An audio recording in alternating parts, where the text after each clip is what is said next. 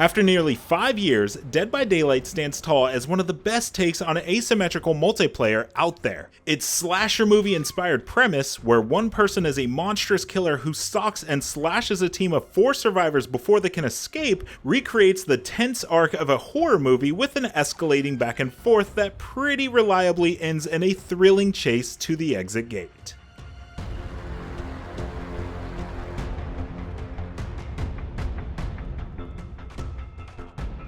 Dead by Daylight is, in a sense, 2 very different game modes happening at the same time. For the 4 survivors, it's an exercise in stealth and teamwork where they must find and fix 5 power generators, then open an exit and escape. The killer, meanwhile, has to catch the survivors and put them on hooks to sacrifice them.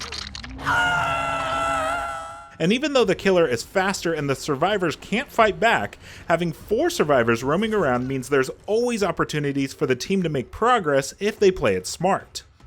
As a survivor, you're skulking around in a coordinated third-person stealth mission. Most tasks, like fixing generators, come down to holding a single button and hitting random timed minigames, which sounds simple except for the fact that the killer could jump on you at any moment. There's a lot of nuance to staying one step ahead that can only work when you're coordinating with your team and upgrading your character with perks. So even though you can play by matchmaking with random groups, it's not as fun that way.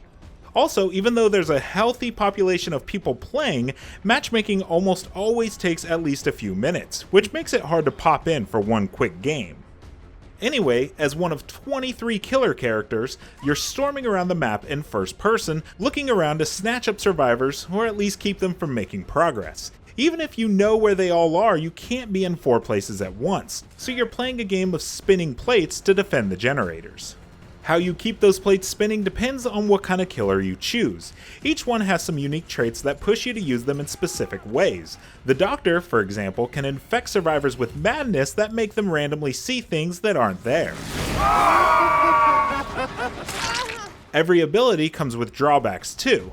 The Wraith, who turns invisible, has to ring a bell to reappear before attacking. The nuances of each killer, good and bad, create a set of rules within each match that are not unlike the interior mythology for killers in a slasher movie.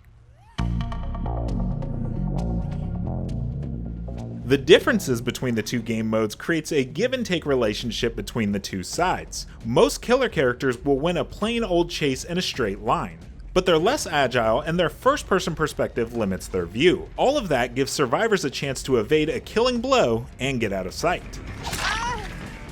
At the same time, both modes feel at home together because they share a common adversity, tension formed through heightened time pressure. For the survivors, finishing generators quickly and efficiently is the best defense against a killer who wants to get in your way. For the killer, it's on you to move fast and disrupt as many actions as possible to prevent them from fixing the generators. It makes simple, often mundane mechanics feel extraordinarily intense and creates real, gameplay-based reasons for some of those confounding moments in a horror movie, like when a killer might simply give up on a chase when a kill seems inevitable. The ping-ponging systems inject a tremendous amount of variation into what should be a fairly repetitive game on paper. The main factor is the customizable character perks that give killers and survivors unique advantages.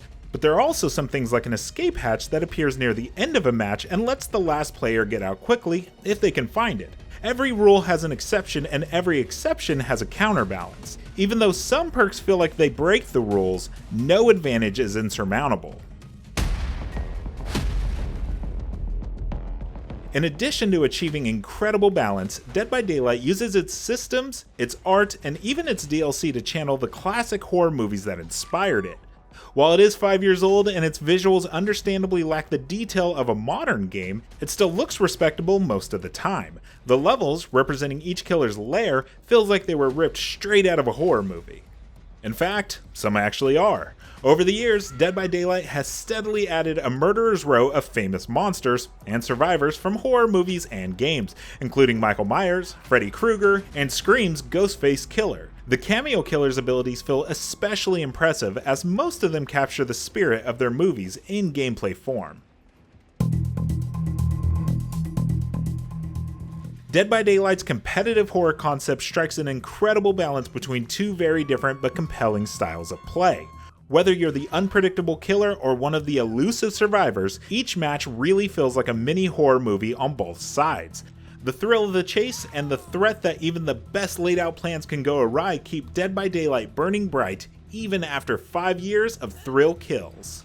If you're looking to get into Dead by Daylight, check out the teaser for the newest update, All Kill, and our Pyramid Head gameplay video. Of course, we also have reviews of the biggest multiplayer games including Fortnite, Among Us, and Overwatch. And of course, for everything else, stick with IGN.